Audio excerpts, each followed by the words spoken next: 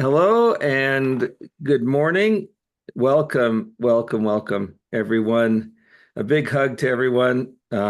It's our Thursday community discussion again today, where we are learning the principles we need to know in order to have optimal health, optimal emotional and mental abilities to just wonderful things that we can learn together as a community. And today we have this one of the stars of our community, Vicki Koo, and she's going to be teaching us.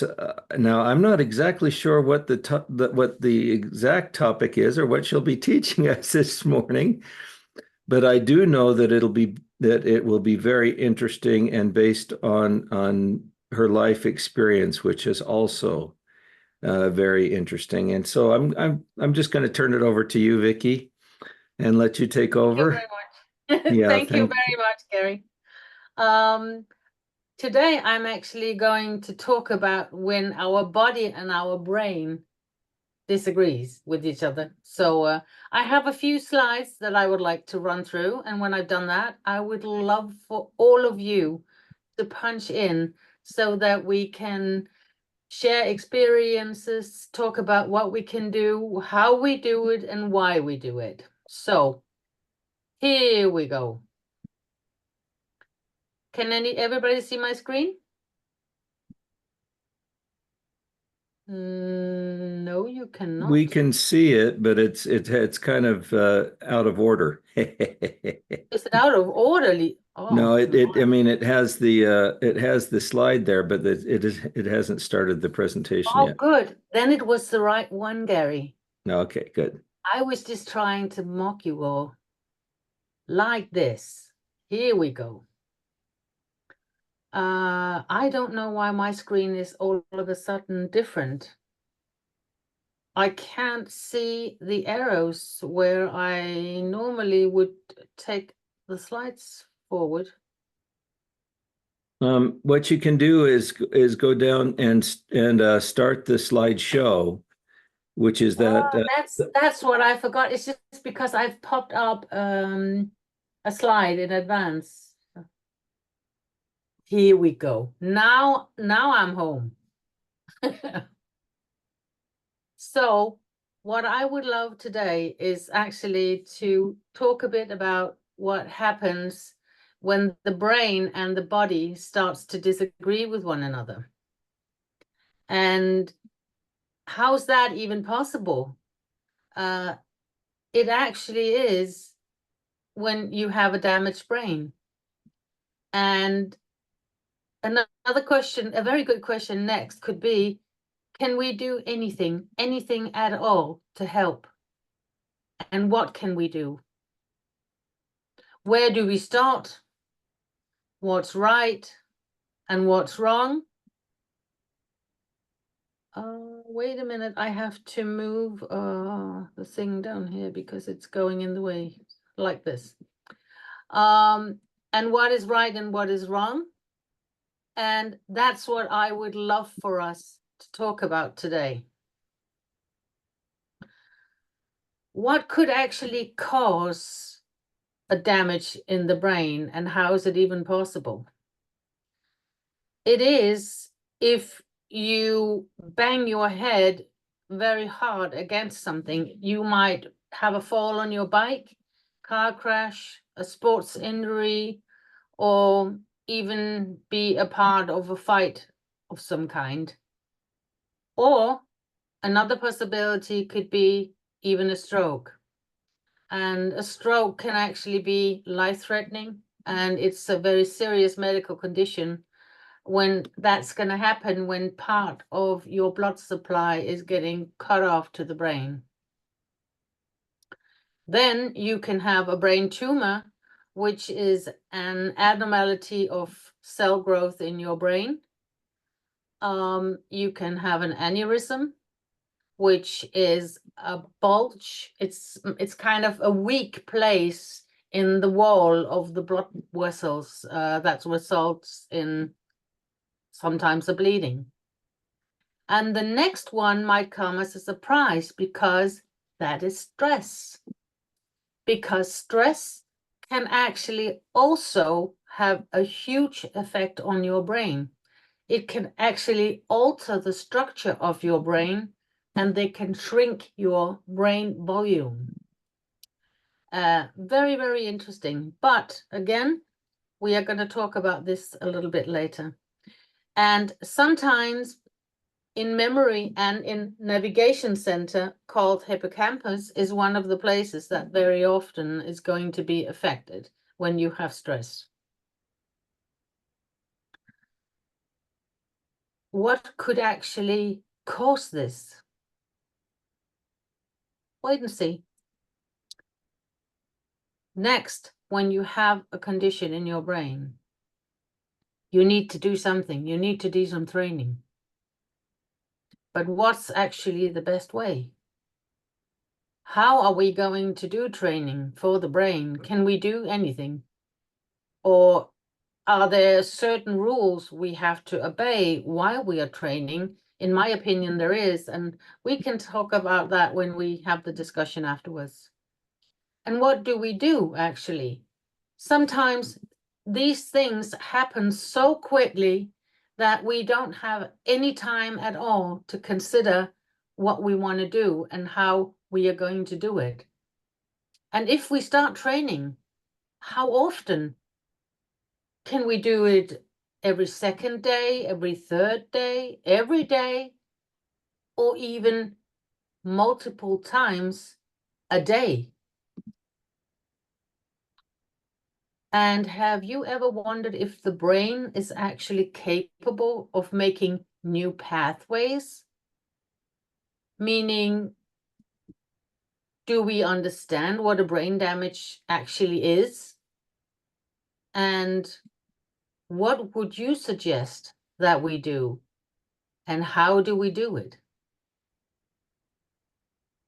So training a brain damage is not an easy job. It is something that we need to do in the best way possible. But what is the best way? Where would you start? Would you start in the gym? Would you start taking a walk? Would you start gymnastics? Would you start tossing a ball? Or where would you think that we would be able to start in case of having a brain damage? Is there anything that could be crucial? Something that is absolutely necessary and important in the process of the training? Or can we just, go along and say, okay, we are going to do this head on and everything is okay? But if something is crucial, how would we know? I don't know if you ever heard of oximeter, but we'll talk about that also a little bit later. I'll show you how that works. How long time can we train? And how long time do we train for? If, for instance, you have a rehab over 14 weeks, then if you have trained for 14 weeks, you've made a plan and then say, okay, I trained for 14 weeks, and then I train at least 7 weeks more before I even consider letting some of my exercises go, because that's how long time it takes for the brain to recover, or even try to recover some of what's left. So make a plan. It's very, very important, because if you don't have a plan, you don't have anything and you don't know which way to go. And most important of all, look on the person that you are supposed to be rehabbing with. Because if you look at them and you are conscious on how they look, are they panting a lot? Do they look confused? Do they understand what you're saying? Because you can train and give all the exercises in the world, but if the person don't understand what you're saying, then we have a problem. This was initially what I thought I would just cover in terms of damage to the brain. And why do I then call it a misunderstanding between brain and body? I do that because 9 out of 10 people make the huge mistake of starting rehabbing the body. It's an absolutely no-go. It's an absolutely no-go.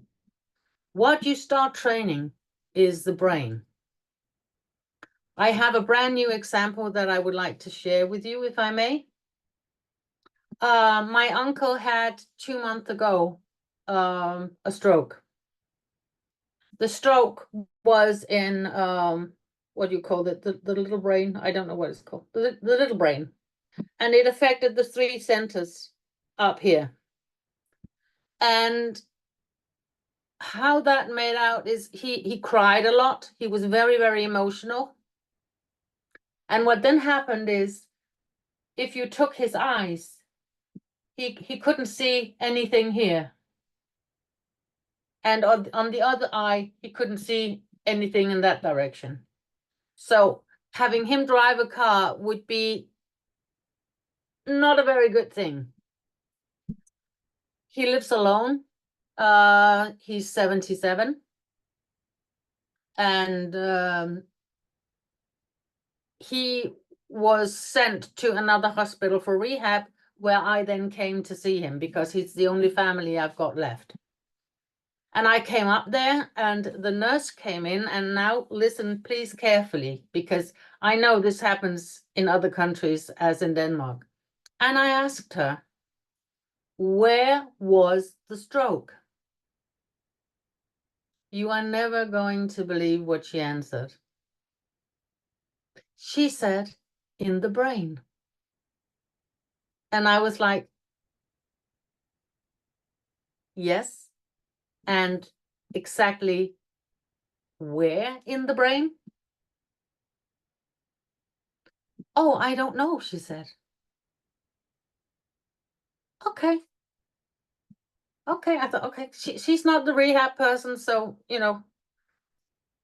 Then the rehab lady came, and I asked her as well. I said, my uncle had a stroke. Where was the stroke? It was in the brain. And I said, yeah, but where in the brain? Because I'm getting a little bit confused here to how are you planning a rehab for him if you don't know where the stroke was? Oh, but they didn't have that much experience with the brain. So his rehab was actually, they needed to make sure that he would be okay by himself. So they would take him to the shopping mall where he had to do some shopping so they could see that he was able to do that. And if you can phantom my face, if I would fall 3 yards or meters down a tree, I think that must be how I looked. And I said to her, yeah, but now I'm really confused. But why is he here if you are not able to help him?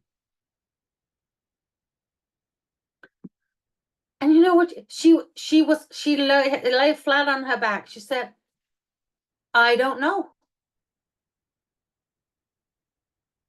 But she was honest. And honesty I can work with. I can't work with it if they are dishonest. But she was honest. She said, you know what? We've actually tried to get some education on how to treat people with brain injuries, but we haven't been allowed to go. So if you ever know someone who has a brain injury and they are in a hospital or wherever they are, please help them and figure out if the staff on the place knows what they're doing.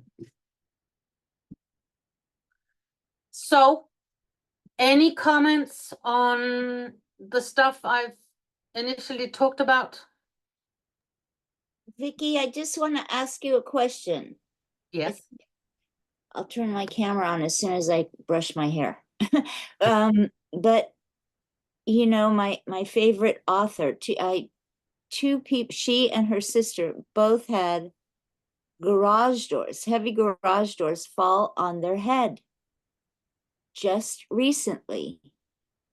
And you know, like a broken garage door. And anyway, and so oh my gosh. I don't know what the question was. Like What they should do for rehab? Or... well, yeah, but I mean, yeah. But that depends on where the door hit them. And I guess just stay tuned to find out what because I don't know. You know, I was just on a Zoom with them Tuesday night. But what, were they okay? And well, they thought they were okay, but you know, I just thought it was really weird. Like she had some kind of assignment, and I thought, and I kept trying to get clarity on it, and I didn't feel clear at all. You know what I mean? I don't know. I felt like that's really strange from this brilliant person. Anyway. Yeah. I'm so sorry. I went blank on the question. I went blank on the question. I don't know what to answer, Melanie, because I know. I can't really find out what it is you want an answer for. Right. I'm saying I'm so sorry. Right in the middle of right when I started to ask you, I don't remember what the question was. So I'll check in with you a little later. Have you been drinking enough water today? No, I thought that was going to say what's the first. I thought you were going to say that was the first thing people should do. That's what I said. No, I just got up and I had a little drop. A little drop. You know what? I'll have some more. I didn't want to miss you. Mute, and then listen to us talking dear. and go and get the water bottle. I think you need it. You go soak your organs, Melanie. Yeah, do that. No, but I was kind of looking for anyone with experiences with people they know or people they've heard of that had an injury with the brain. Because I think we know more people than we even realize. Anne's nodding her head. Hi, Vicki.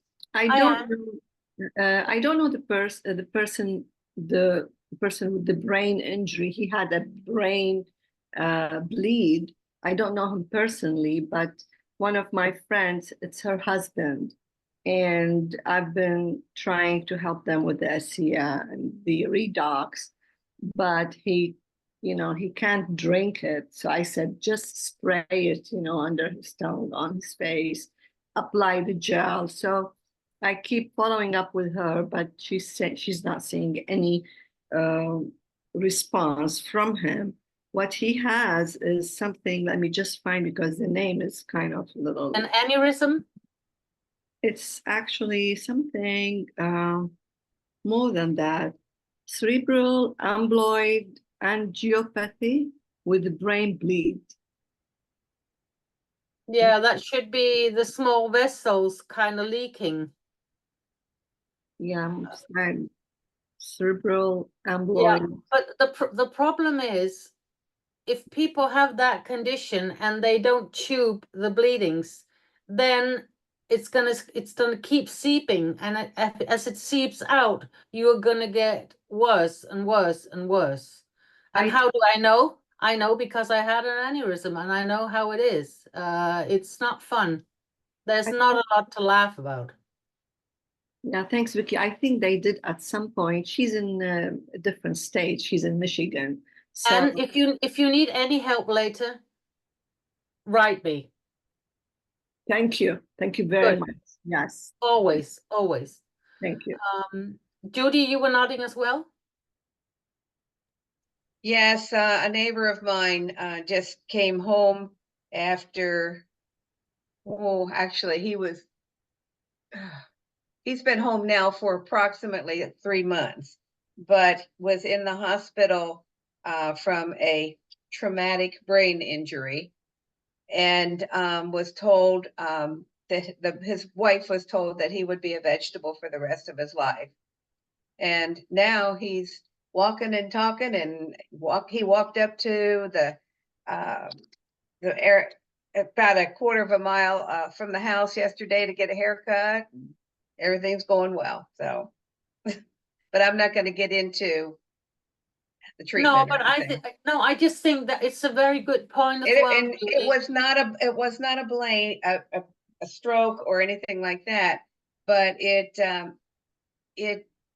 was traumatic, or what did they say? It got rid of most of the white matter in his brain. Gray matter is about 40% of the brain, and the white matter is about 60% of the brain. And so that was really a bad situation. Of course, it's a bad situation, but I think sometimes maybe some of the learning today is the doctors might tell you one thing, and you can sit down, lean back, and believe it's not going to get better. Because I had the doctor I talked to his doctor as well, because nobody knew where the bleeding was, and I needed to know because I can't rehab the man if I don't know where the bleeding is. And How can anybody? he was kind of, don't bother. He's 77. He's never gonna get his eyesight back. Now Right. it's nearly 2 months ago, and he's missing about 3 or 4% of his back. Just by training, and we were training 4 times a day. I think this is the main message of the people that have had traumatic brain injuries or aneurysms and such, is that the brain has the capacity completely to regenerate, and the neuroplasticity also to reform the associations that we have if we exercise the brain. And you're going to be talking a little bit about the oximetry of the brain and how we can exercise the brain in a way that will be effective. And I think I'm going to ask that question. How can we do that? First of all, thank you for that very important question, Gary. You see, I'm maybe doing things a little bit different than other people, and that's because I tick a bit different. I don't know if you ever even realized that was the case with me, but that it is. I am always training with oximeters. And why on earth are you doing that? Because if you put on the oximeters on your pinky fingers, both of them, you are going to sit a little bit, and then you are going to see what the I can't say that word, oxygen something is in the blood. Because if you are training on a -97 at the moment, as soon as you go below 95, you're going to have an alarm. And if it's below 95, you are going to have the opposite reaction of what you want if you are training a body that's not ready to understand what you want it to do. How many of you did I lose? Are you with me? I understand a little bit, but the question I had is what kind of training are you referring to? I am coming to that, but as if you haven't measured if the body is ready to be trained, there's no training.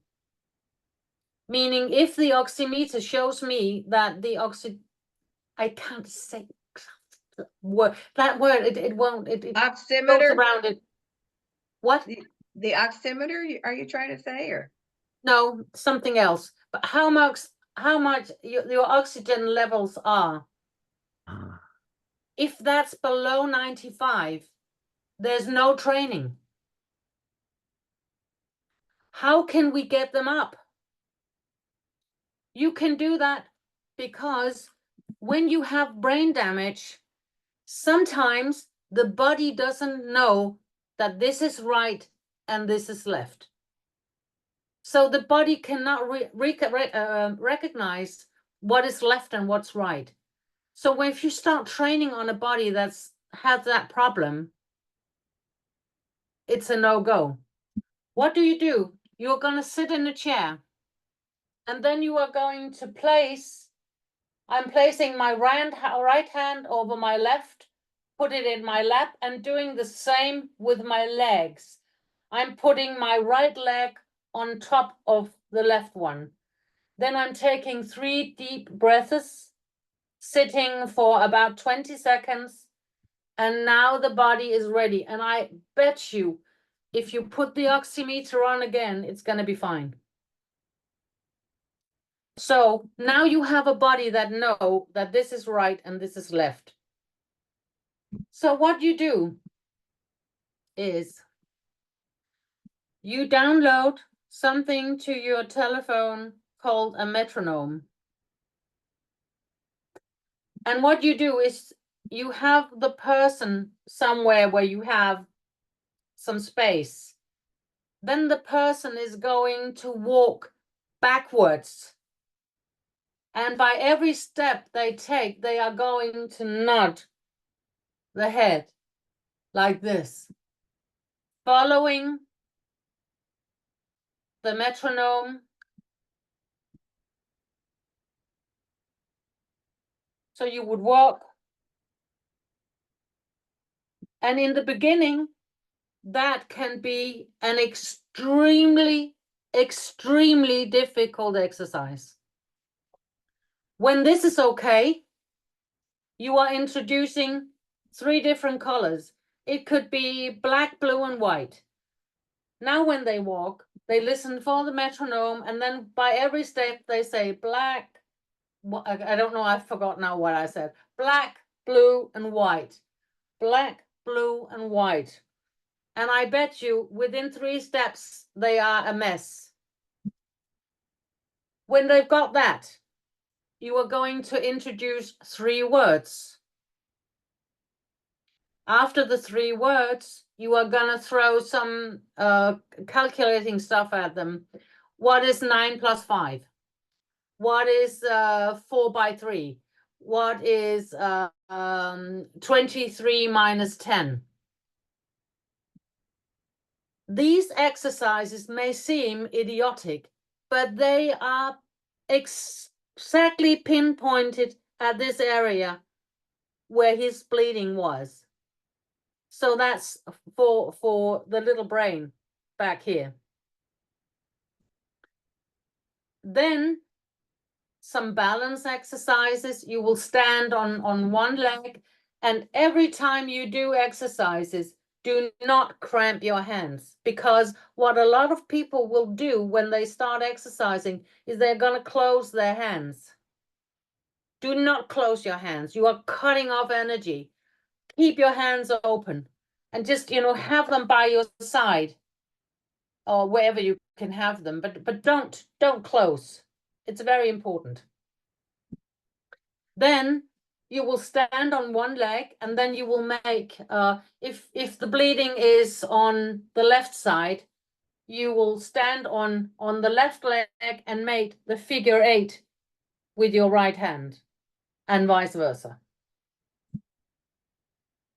And there are a lot of more exercises one can do, but this is very, very important. These exercises are very, very good, and they are especially constructed for people with that problem in that area of the brain.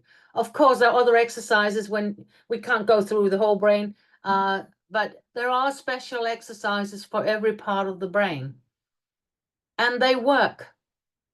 It is, I'm amazed every time I do this, because within 3 days, my uncle started saying, "Oh, I've got these flares," he said, and I can't understand.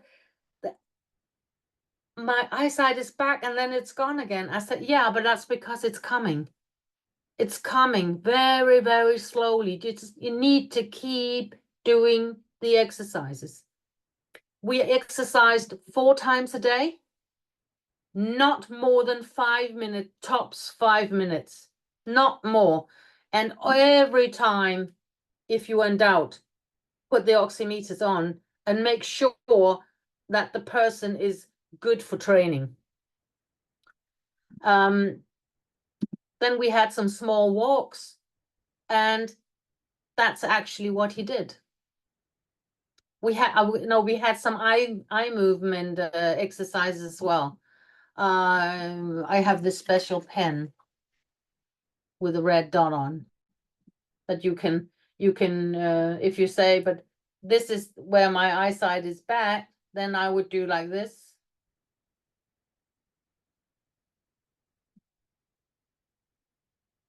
And what would typically happen is when I'm doing like this, and then I take it back, then it will be milliseconds before his eyes even start to react, because his eyesight is very, very,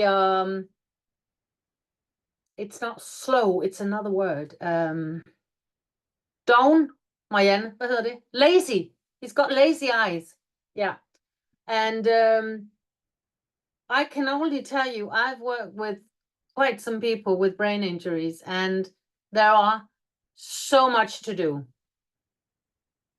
Even if they are just laying in a bed and not able to do anything. You can exercise with them, and it's never, never, never too late. It's just like there's some chords that's gotten twisted in your head, and then you unwind them, and then they're good again. I'm talking too much, sorry. Any questions? Judy, Yeah. Judy. Does it matter the way you're talking about the training? You're training because of where the stroke occurred, correctly? Am I correct on that assumption? Or is all brain training done the same way, no matter where it was?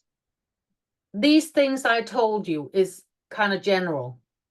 Okay. And I'm saying, depending on which center the stroke or the bleeding was in, there would be different variations that you would take on as well. And how did you this is learn all me. of this? How did you learn all of this? I learned it by a very, very skilled woman that I was so lucky to bump into. And she's very, very good. And yeah. Is she on the internet? Can we look her up, or is there anything like that? Okay, well, you better be teaching as well. You can't find her. You can't find her. You're gonna have to teach us then, okay? Yeah, Well, but I would love to. Here are a few hints, by the way. You can look up some information about what areas of the brain are active. And in the case of a stroke, where it has occurred actually indicates on where you have lack of function on the body. And you know, what kind of facilities that you're not. What you can do, by the way, is do things that activate the part of the brain that has been damaged. So it's just very much the same way that if you had a damaged muscle, for example, or some physical damage, of course you'd try to activate that muscle that has been damaged. What happens is when you intend to do something in your body, your mind tries to make that connection. And when the connection is actually starts to be made, you know, the body will try in many different ways. It'll try different pathways. It'll try different methods. It'll try different muscles. It'll try whatever it can in order to reach that area that you intend to exercise. And so, you know, somebody with a stroke trying to reach that area of the brain is kind of an art. But you get good indication as to where the damage is in the brain by what loss of function you have, what kind of loss of function you have. And even I could help you out a little bit with the physiology of the brain and what loss of function you have versus different types of damage that you receive in the brain. That is available, and you can even Google it. And loss it's of very function. interesting, Yeah. very, very interesting. And another thing is, if you stand up, a lot of us are maybe in the age where we are started to go to the toilet in the night. Do you know how many people are falling off the toilet, breaking a leg, breaking a shoulder, breaking whatever, because they don't have any balance? If everybody would just align the body every morning, telling the body, this is right and this is left, and doing the same with the legs, it takes about 3-4 minutes. Then your body knows what's left and what's right, and your balance is going to be better. And if your balance is off, walk backwards. Just walk backwards, maybe 50, 100 meters. You're going to look like an idiot. But people on this island are used to me. I'm coming backwards walking. And I do that every day when I'm walking. Another good case for exercise. And what you said, Vicki, is true. You never can give up. And Gary said, they know now that the brain will heal itself. They didn't think that years ago, because it just takes a lot longer. Most cells in the body heal within 12 weeks. Others take longer, some faster, like the heart, and the bones take longer. The brain also takes longer. But again, if we optimize our oxygen, nutrition, and everything to the brain, especially with redox, to healing and repair, it'll happen faster. And with exercise and stimulating the growth hormone and all the other things that we've talked about. But there's 2 books out there that will really help anybody that wants to help somebody with brain issues. One of them is called The Better Brain Book by Dr. Perlmutter, one of the top neurologists in the country over Parkinson's and Alzheimer's and stuff.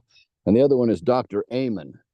And his book is the one I really liked was Change Your Age to Change Your Brain, Change Your Brain to Change Your Age. And he shows before and after picture scans of the brains with dementia and even Alzheimer's, and how it can all be reversed with the proper exercise and nutrition.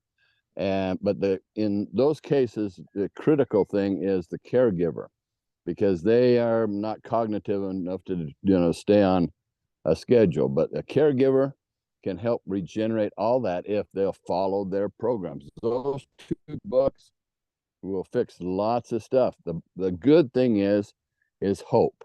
You can change and heal the brain just like anything else.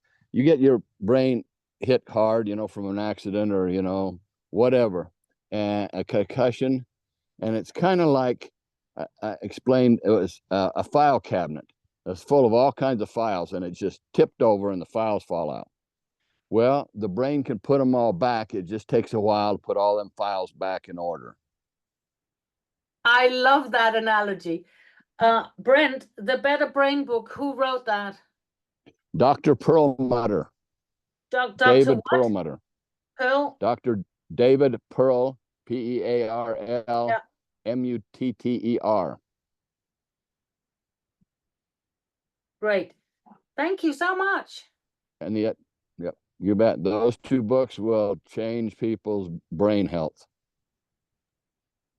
And as I said, I have a little experience with rehabbing the brain. And if you have anyone, don't hesitate to contact me. I would be more than happy to help. And some of it I have on writing, so you can just, take it from there.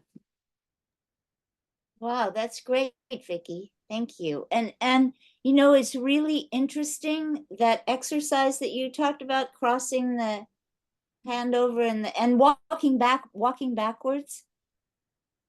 It's also an ancient Chinese energy practice. walking backwards, and this thing you said something else about the circle 8. It's very interesting. It's very interesting that also is in tune with this very ancient over 5,000-year-old knowledge. Maybe that's no coincidence. Jackie, did you have something to say? I think you tried to say Yes. something a few times. Okay, my internet's good here in Maui. Aloha, everybody. Thank you so much Aloha. for this Aloha. topic. I am still here with my mom. She's the topic I want to discuss.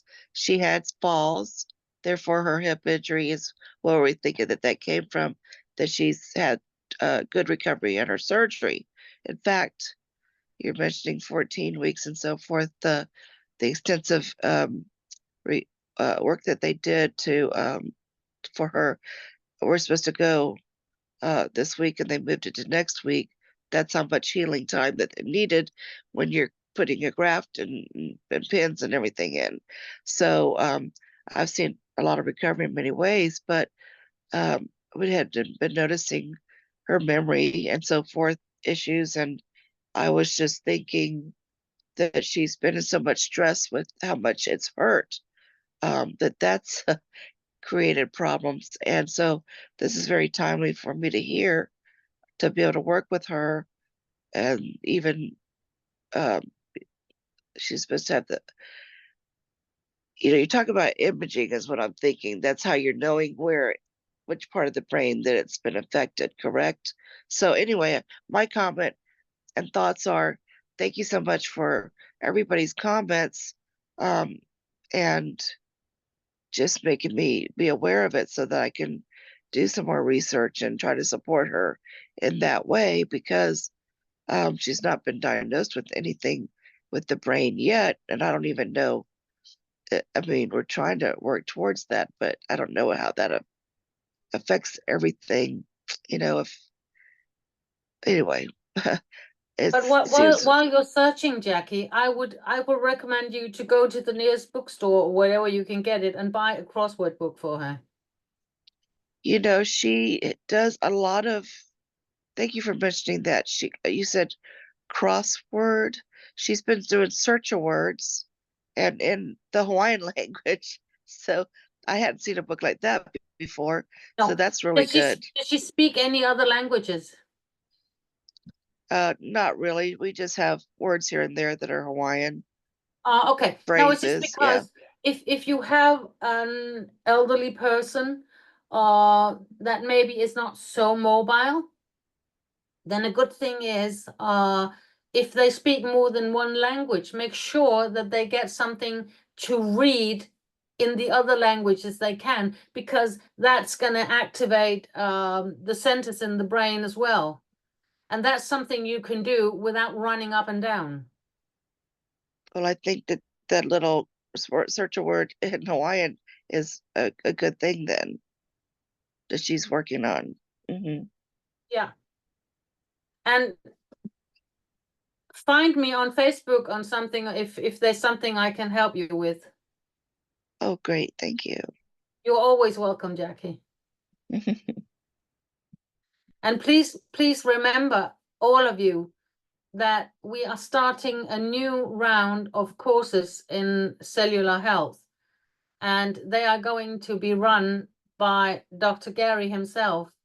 And there's going to be a lot of new material. So if you want to get smarter and wiser on yourself and your surroundings, I would highly recommend that you maybe join in. That was just on a side note. Anybody else have some? Yes, Anne? Vicki, my thing is, the question is, what if the communication is not there? The person they're telling the wife that the brain cells are dead. But the brain cells are not dead. You know what? If the brain cells were dead, they would not breathe. He would die. Yeah. So what you do is you think of a toddler, a little toddler. Yeah.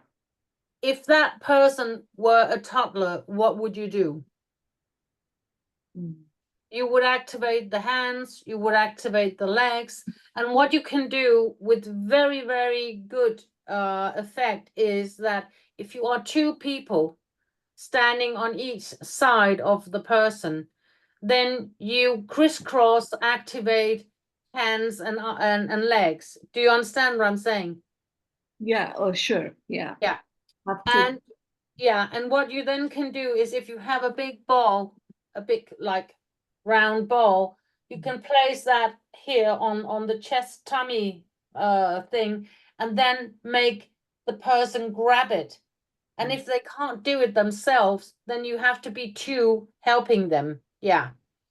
And then if the person can stand, do not make them walk like an ordinary walk. What you would like them to do is get a bar or a sofa or a furniture or something, and then have them move sidewards, you know, walking like this, from side to side. And that's a beginning. And they are going to be so tired within minutes that you are not going to believe it, because you are activating, you are training the brain instead of training the body. Yeah, the body gets some benefit of it as well. But if you have something specific, let's talk about it, and I'll try to come up with something for you if you want that. Offline, thank you. You're welcome. Is there anything that you know of that could be done for someone who's in a coma? The same, actually. If people are in a coma, the brain is not stupid. The brain is never daft. The brain is always there. So if you try and activate some of the reflexes, meaning if you are two people standing again on each side and activating hands and legs very, very, very, very slowly in the beginning, because when a person is in a coma, you have to do everything. If you do things 100%, then you want to Passive- go back and passive do it a exercise. 30, 40%, Yeah, not too all- fast. yeah, all passive stuff that you can do for them. Yeah. And then something very, very important, if they are in a coma, you wanna I don't know what you call that. You are going to caress this like their skin, because then you are activating all the sensors. Yeah. And you want to do that on arms and legs. Do not do it in here or at the inner thighs, because they are not able to tell you that they don't like that. So do it and always, always, always, if you are standing with the back to them, have someone observe their face, because you are 9 out of 10 times you are going to get a reaction. It can be a little twink in the mouth. It can be like you can see the eyes are going behind the lid. Yeah. And that's then an indication that someone's home. I've had a young guy from I don't remember where he was from, but he had a head like an eggshell. He'd had brain tumors, and they operated on him, and then they did something with the suction, and then he all of a sudden he had a head like the American football ball, like, you know, like that. He'd been lying in bed for 3 years as a vegetables, and then they sent me video from the therapists. They had him up.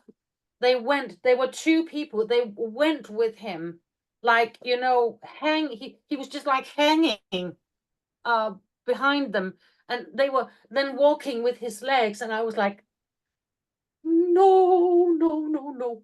And then I sent them a program on what they should do, and the therapists didn't want to do that.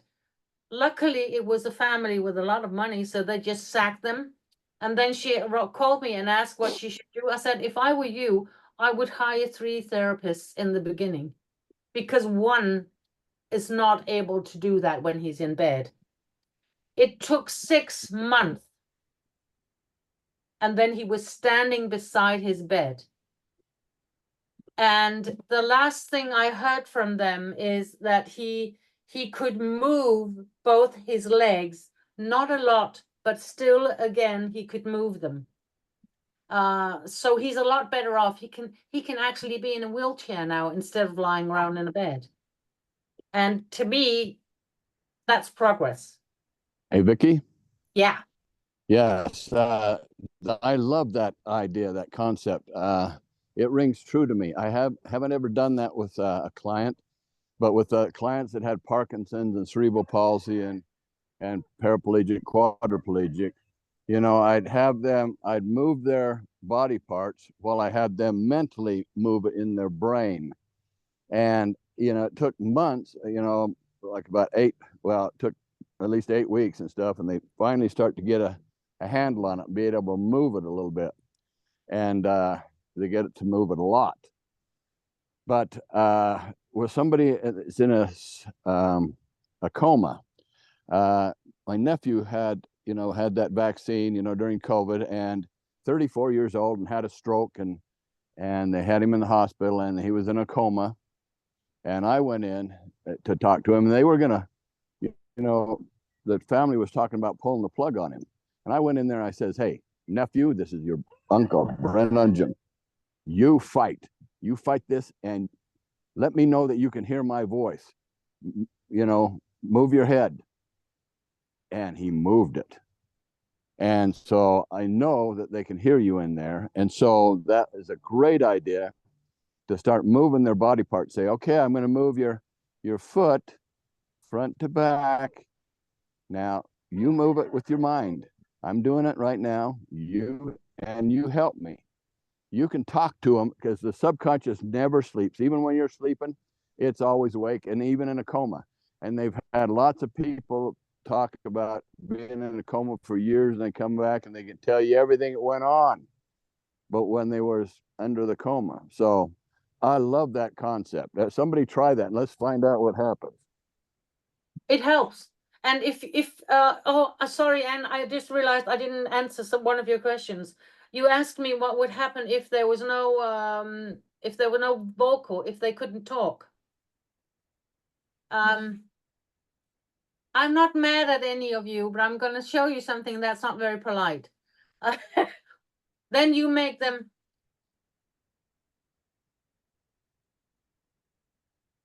You make them move their tongue around in the mouth. Make them do all different things. Make them. Another Chinese exercise in the tongue and the mouth. Amazing. What? Another Chinese exercise. Yeah, Moving. I know. And that's actually very, very good. And initially you can say ah, na, da, ba. You know, make words with 2 letters, because that's natural. Think of a baby. Do you know how children, they can always say na na na na na? It's like the law of nature.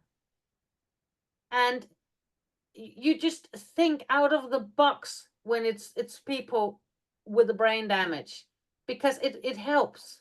It really, I tell you, if you can make them do it a lot, 4 or 5 times a day, it will help.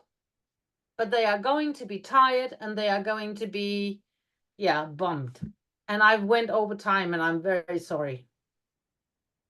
Thank you so much, Vicki. Well, are there any other questions or comments for Vicki? My comment is that it's the fastest I can't believe it felt like 5 minutes. It must have been very interesting. Wow. Awesome subject. Thank you, Vicki. Yeah. Great topic, Marianne? Vicky. Thank Great, you. great topic, and thank you, Vicky, for all the information. It was very informative and useful, and thank you. Oh, you are so welcome. It's really my pleasure. And if there's anything I can do to help, don't hesitate to contact me. Thank you, Vicki. It was so Wonderful. Thank you. All right. Thank you for the community. I hope that some of you or many of you now have some ideas and thoughts and feelings of how you can help those people who have brain injuries, including maybe yourself, because stress is affecting all of us these days. Yep. And we do need to, you know, be very aware of our emotional as well as our physical injuries and stresses as we go through this. Thank you so very much. It was very, very helpful.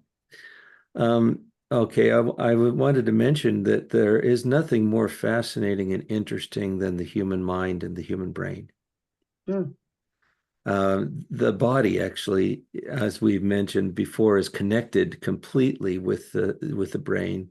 All parts of our body are connected together. So how can we get to the brain? You know, Vicki was telling us many ways. Tactile sense. We send messages to the brain by touching, you know, by moving a muscle. By moving muscles, we affect the cerebellum. Cerebellum is that part that you were trying to say before. Thank you. You know, which affects balance and the ability of the body to move and coordinate itself. And so when we do balance exercises and such, it's affecting that part of the brain. The part of the brain that that is cognition and hearing is in this area here, the frontal lobes, and so if we want to do that, we read, or we can listen. In light therapies too is very interesting. You know, some people use flashing lights and very, very soft music and ways to get into the brain. Different frequencies of music can also stimulate. But you know, the things that stimulate people most is human contact. Mm-hmm. You know, if somebody's there and they care about you and they are giving you instructions of how you can heal yourself, there's nothing more healing than that. And so know that, you know, you're heard and you're understood and you're appreciated as you are, you know, your intention is to help the people, including yourself, to heal those injuries in your brains and and your emotions. Thank you so very much today. It's been wonderful. Yeah, using all of the tools that we have, we can make a big difference in the world around us. And we'll welcome you and invite you to come out to our community discussions, where every week we're going over different aspects of how our mind and body works and how we can heal ourselves and how we can become better and stronger as a people and as a community than we could ever do just by ourselves. And we have felt that today, haven't we, with Vicki, where we are now stronger because of her experiences. So bless you all. Thank you for all of the work that you're doing, and we will see you next week then. Take care, everyone. Thank you. Bye-bye, everyone. Thank you. Bye.